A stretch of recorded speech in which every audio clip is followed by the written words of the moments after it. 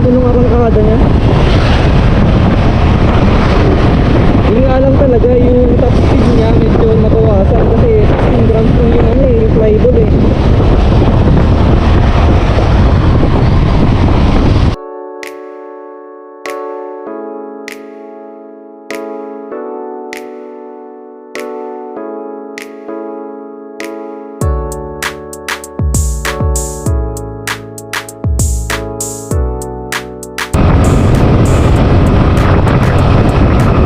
Agad siya. Kasi kapag stock na ito, ano eh, 0 to 60, mga around 10 seconds, gano'n. 8 seconds or 10 seconds, mga gano'n. Pero maganda yung dulo niya. Maganda yung top speed kasi 20 grams yung flyball. Talagang top speed siya. Tapos mas smooth yun kasi yung clutch spring, tapos center spring niya parehas 800 RPM eh. Mas malambot. Pero pag gusto mo ng mas aggressive na ano, na start, yun talaga, kailangan mo tasan yung center spring tapos clutch spring. Tapos yung flyball mo naman, babaan mo yung grab. Yun lang, ganun lang. Chill. So ayun guys, that's all for today. 1-2 RPM na center spring to, tapos 16 grams na flyball. Yun lang. Pangit tayong gulo.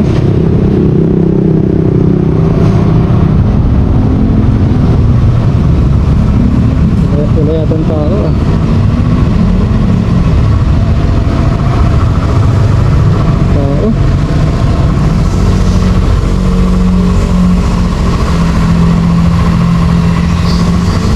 Mukha na tong ano, naabandonado.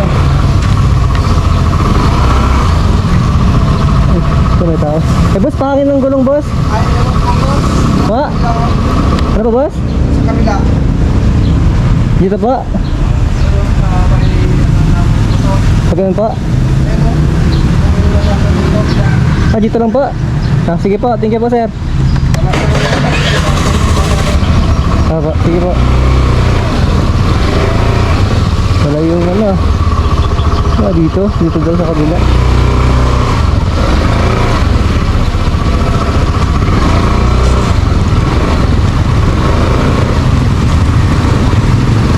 Ah, pagpakain ng gulong. Kaya pala medyo mabagal eh. Kaya pala medyo malakas sa gas. Ba't pala? Ba't yung likod? Dito lang pala.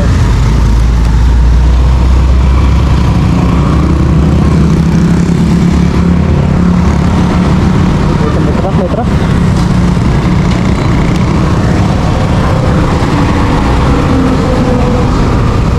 So, pawitin muna kami. Papangil na.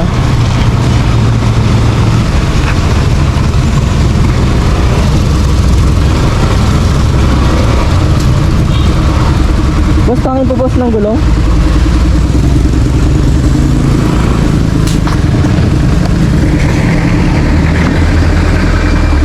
Paano ko? Kailangan circuit.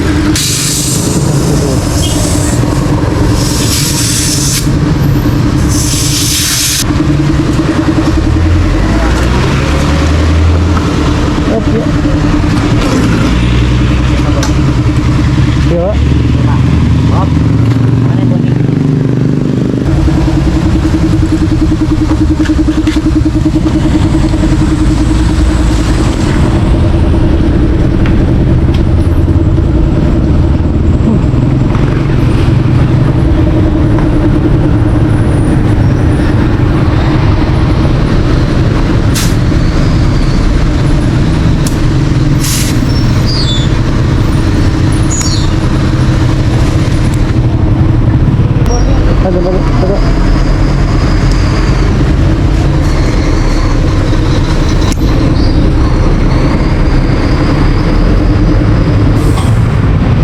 Thank you po.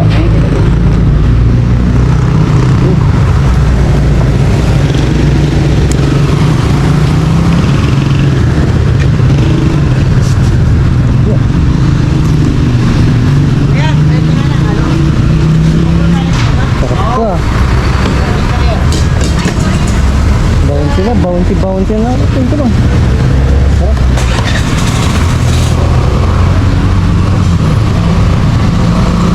Patay pa.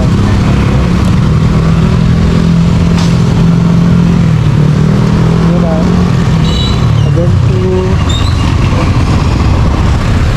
Ayok bang tumawid dito?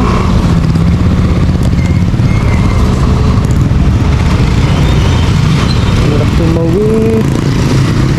So, ikot na dito ba? Dito muna. Wala kang dumadaan.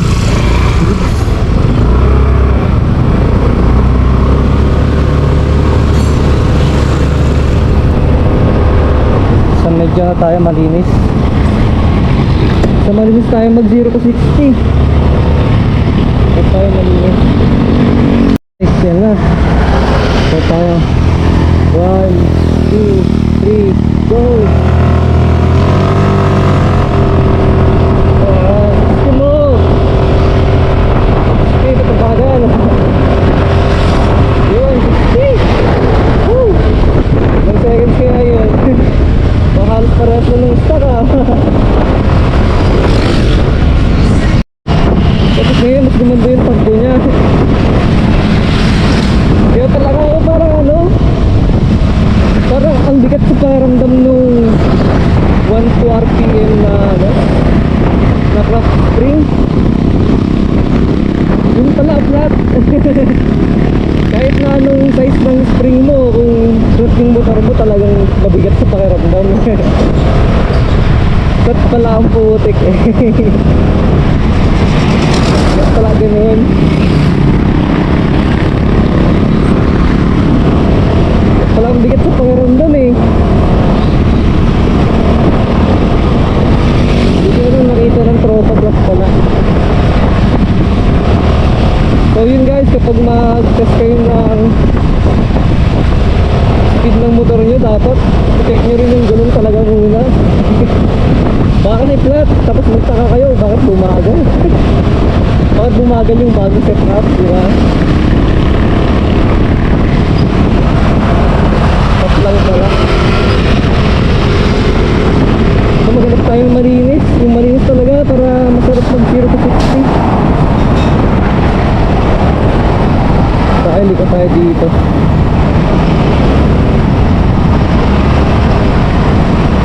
Wala natin saglit 0 to 60.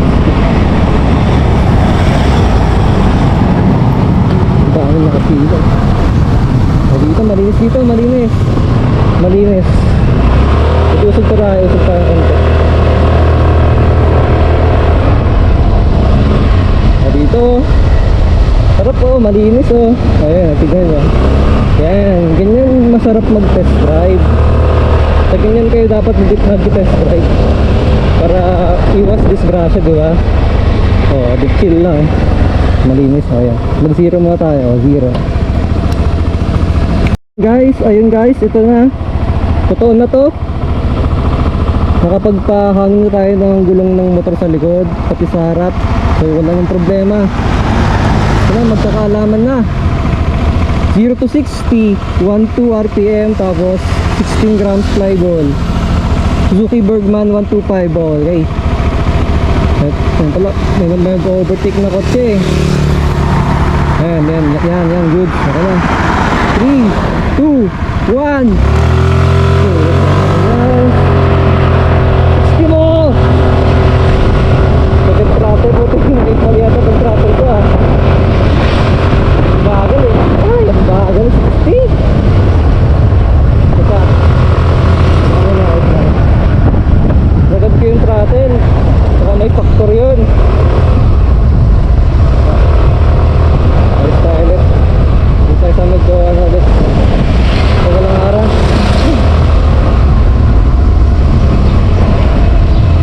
Okay, malinis ulit. Okay. Dito tayo sa malilim. Sa malilim tayo. 0 tayo. Ayan, 0. 3, 2, 1. Full throttle. Ayan, pag may buwelo. Buwelo tayo.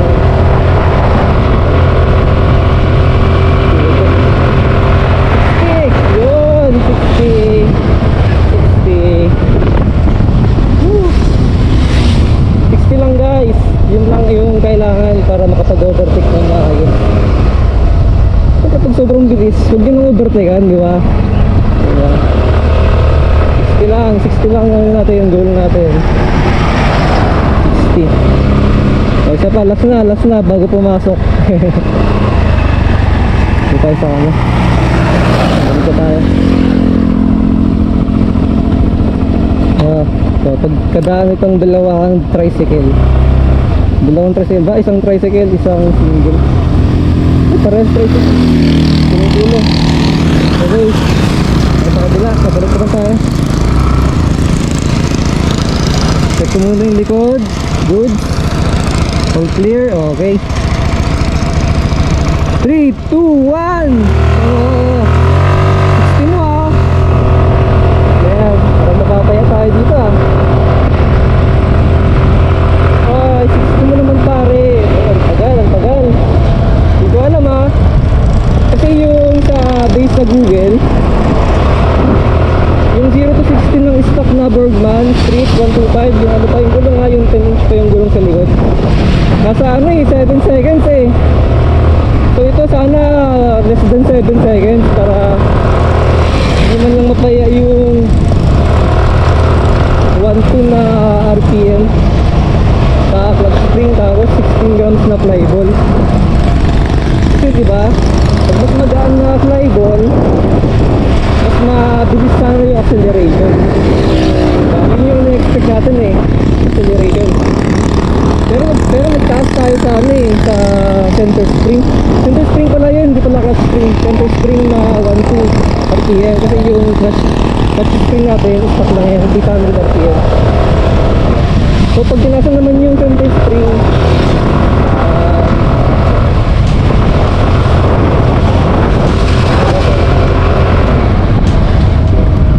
yun, medyo ano siya, mas stiff, mas aggressive din yung starting niya na ano, yung pagkarangkada niya. Kaya dapat talaga, in-expect natin, mag-i-increase tayo sa acceleration. Yun, dapat talaga less than 7 seconds. Check lang natin mamaya. So, yun guys.